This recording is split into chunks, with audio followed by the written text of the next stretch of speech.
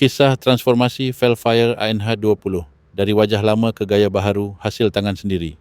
Sudah bertahun-tahun saya menggunakan Toyota Velfire model ANH20.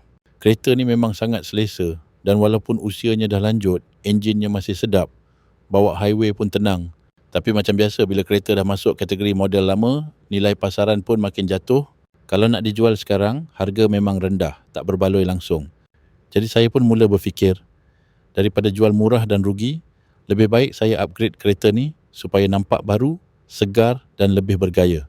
Idea tu makin kuat bila saya nampak beberapa selebriti, termasuk seorang pelawak terkenal, dah ubah suai Velfire lama mereka jadi seperti model baru. Nampak memang mantap. Dari jauh orang ingat model facelift atau model terkini. Saya pun rasa semangat nak buat benda yang sama.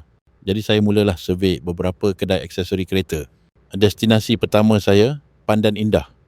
Sebuah kawasan yang memang terkenal dengan kedai-kedai ubah suai kereta. Saya masuk satu kedai yang namanya cukup dikenali. Bila tanya harga conversion, depa cakap siap pasang 25,000. Saya terdiam. Nak upgrade rupa saja dah macam nak beli kereta baru. Saya tak berputus asa.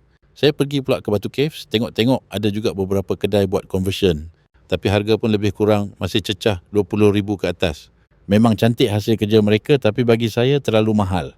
Tambahan pula, saya memang jenis suka buat kerja tangan sendiri, minat DIY. Cuma satu masalah, saya tak tahu kat mana nak dapatkan barang-barang conversion tu sebab kedai aksesori selalunya takkan bagi tahu supplier. Lepas fikir panjang, saya ambil keputusan nak menyamar. Beberapa hari saya standby, duduk perhatikan satu kedai aksesori kat Pandan Indah yang tengah buat conversion untuk 4 unit Velfire dan Alphard. Saya tunggu hari demi hari. Hari ketiga barulah saya nampak satu lori 3 tan datang hantar barang-barang conversion. Lepas lori tu keluar, saya terus ekori dari belakang. Saya ikut lori tu jauh sampai ke Sungai Mati, Muar. Bila dah sampai, saya jumpa tuan kedai tu dan terus berbual. Kononnya saya pun ada kedai aksesori.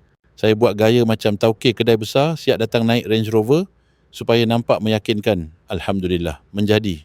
Tuan kedai tu percaya dan saya dapat harga supplier satu set conversion penuh untuk bahagian depan dan belakang lengkap dengan lampu cuma 9,000.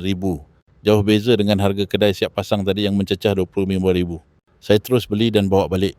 Lepas tu saya mulakan kerja DIY. Satu persatu saya pasang. Bukan mudah ya sebab banyak benda kena ubah suai. Ada wiring kena sambung semula. Ada bracket yang kena potong dan pasang balik. Ada panel kena kemas dan fitting baru.